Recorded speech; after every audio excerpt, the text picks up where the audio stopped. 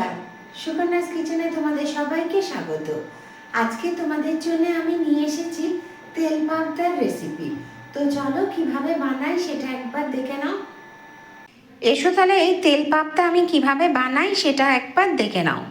কড়াতে একটু সর্ষের তেল দিয়েছি, দিয়ে এর ভেতরে অল্প নুন দিলাম আর তার সাথে একটু হলুদ গুঁড়ো দিচ্ছি। দিলে মাছটা তেলে দিলে যখন তেল ছিটকে যাচ্ছে অনেক সময় সেই তেলটা কিন্তু ছিটকবে না এটা দেওয়ার ফলে। তেলটা আমার গরম হয়ে গেছে।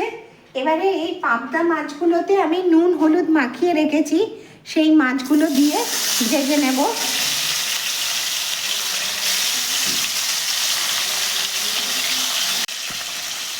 মাছটাকে এবার উল্টে দিচ্ছি।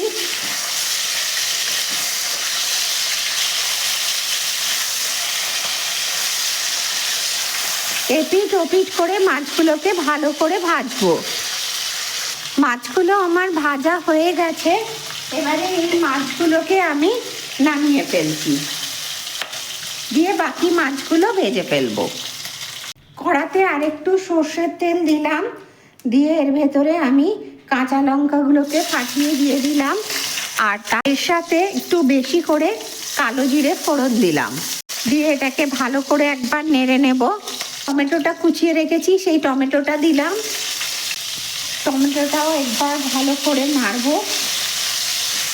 একটু চিনি দিচ্ছি, এর সাথে হলুদ গুঁড়ো দিলাম আর তার সাথে নুন দিচ্ছি, দিয়ে মশলাটাও একবার ভালো করে মিশিয়ে নেব। এবারে জল দিচ্ছি। মশলাটা আমার ফুটে গেছে, এবারে মাছগুলো এর ভেতরে দিয়ে দিলাম, দিয়ে মাছগুলোকে এর সাথে মিশিয়ে নিয়ে ভালো করে ফোটাবো। এবার রেডি হয়ে গেছে, গ্যাসটা অফ করে দিলাম।